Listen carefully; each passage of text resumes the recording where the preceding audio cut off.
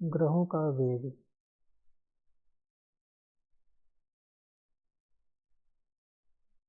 यह एक बहुत ही महत्वपूर्ण तालिका है।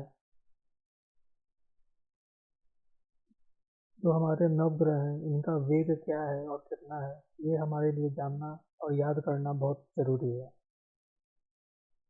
तो इस तालिका में आप देख सकते हैं कि सूर्य प्रतिदिन करीब 1 डिग्री की गति से आगे बढ़ता है। इस अनुसार एक राशि यानी कि 30 डिग्री पूरे करने में सूर्य को लगभग 1 महीने का समय लगता है, तथा पूरे ज़ोडिएक यानी कि 360 डिग्री घूमने में सूर्य को पूरा 1 वर्ष का समय लग जाता है। चंद्रमा सबसे तेज गति वाला ग्रह है।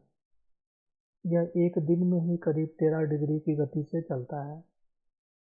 इस अनुसार यह 2.25 दिनों में एक राशि का भ्रमण कर लेता है तथा 27 दिनों में ही पूरे ज़ोडिएक का एक परिक्रमा कर लेता है। मंगल प्रतिदिन करीब 31 मिनट की गति से चलता है। एक राशि पूरे करने में इसे करीब 45 दिन का समय लगता है तथा ज़ोडिएक का पूरा परिक्रमा करने में मंगल को लगभग 1.5 साल का समय लग जाता है। बुध प्रतिदिन 1 डिग्री 40 मिनट की गति से चलते हुए करीब करीब 1 महीने में एक राशि का भ्रमण करता है तथा 1 वर्ष में पूरे ज़ोडिएक का भ्रमण कर लेता है।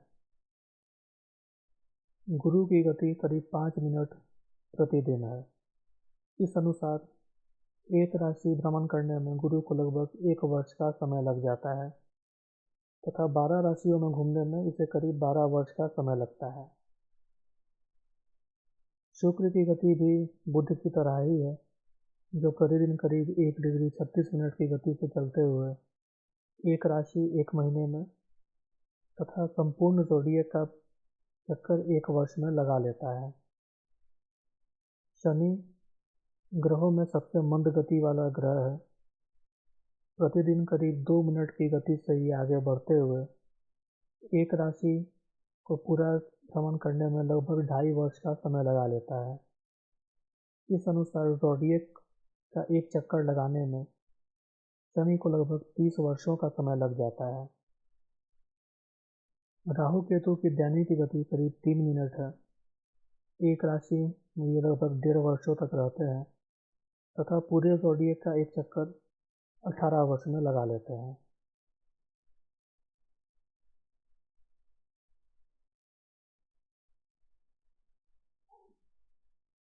वक्री गति।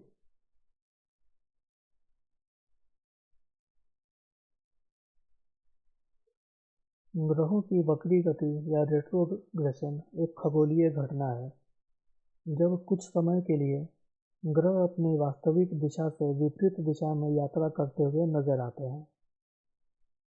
उदाहरण के लिए कार या ट्रेन में यात्रा करते समय आपने देखा होगा कि पेड़ या पहाड़ हमें अपनी गति से विपरीत दिशा में जाते हुए नजर आते हैं। हम जानते हैं कि वास्तव में पेड़ स्थिर है और ये बस एक भ्रम है। ठीक इसी प्रकार से ग्रहों का वक्री होना भी मात्र एक भ्रम है। सूर्य और चंद्रमा कभी वक्री नहीं होते, जबकि राहु केतु सदा वक्री रहते हैं।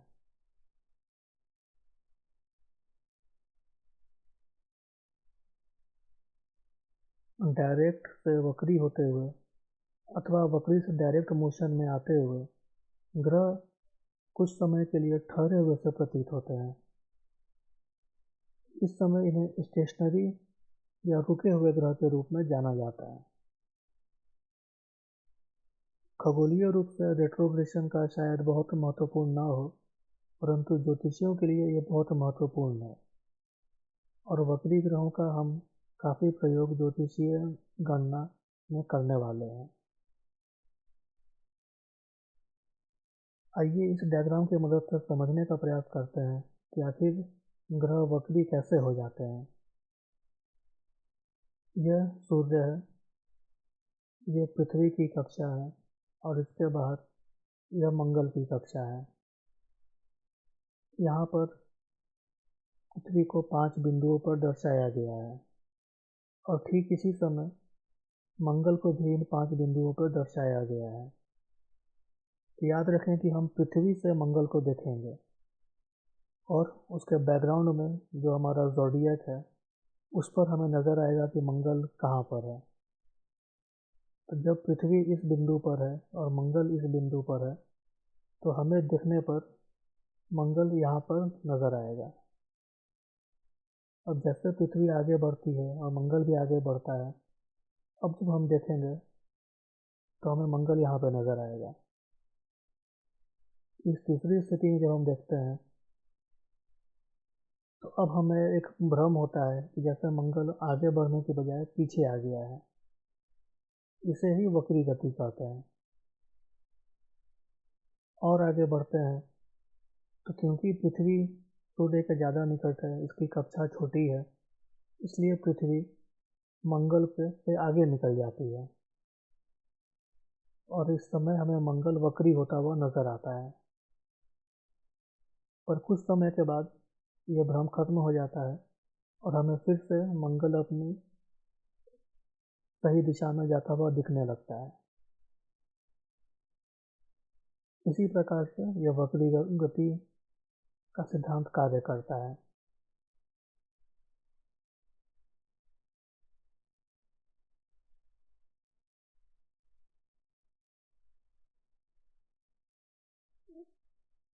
एस्ट्रोनॉमर्स के लिए बुध, शुक्र, पृथ्वी और मंगल आंतरिक ग्रह हैं जो कि एस्टेरॉयड बेल्ट के अंदर हैं, जबकि जुपिटर, सैटर्न, यूरेनस और नेपच्यून बाहरी ग्रह हैं। परंतु ज्योतिष के लिए पृथ्वी को हम केंद्र में लेकर चल रहे हैं, तो शुक्र और बुध आंतरिक ग्रह हुए, जबकि मंगल, बृहस्पति और शनि बाहरी ग्रह हुए।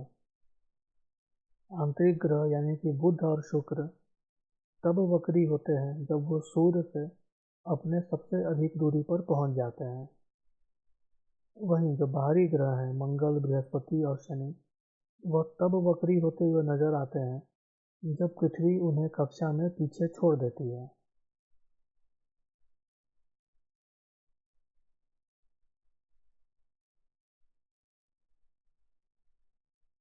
आइए इस तालिका की मदद से हम रेट्रोग्रेशन और स्टेशनरी मोशन के बारे में समझते हैं।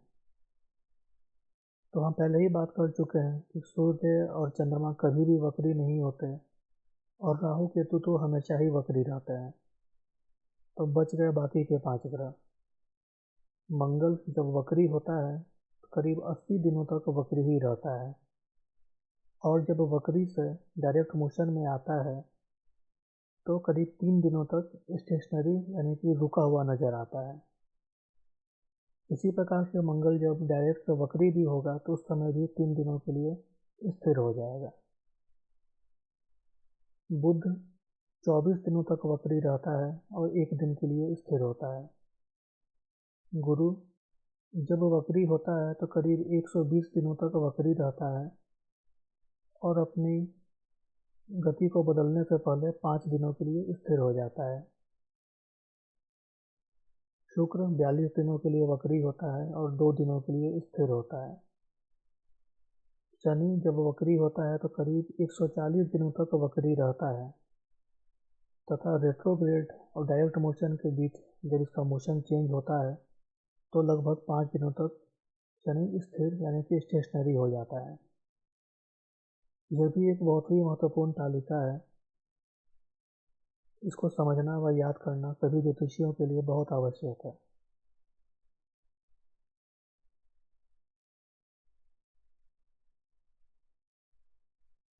अस्त ग्रह। अस्त यानी कि ग्रहों का कंबस्चन। तो जैसा कि पृथ्वी से देखा जाता है, जब कोई ग्रह सूर्य के बहुत करीब आ जाता है तो सूर्य के तेज प्रकाश के कारण आंखों से ओझल हो जाता है। इसी घटना को ग्रह का अस्त होना कहा जाता है। इस तालिका से समझते हैं कि ग्रह सूर्य से कितनी दूरी पर अस्त हो जाते हैं। तो चंद्रमा जब सूर्य से 12 डिग्री की दूरी पर हो तो वो अस्त हो जाता है।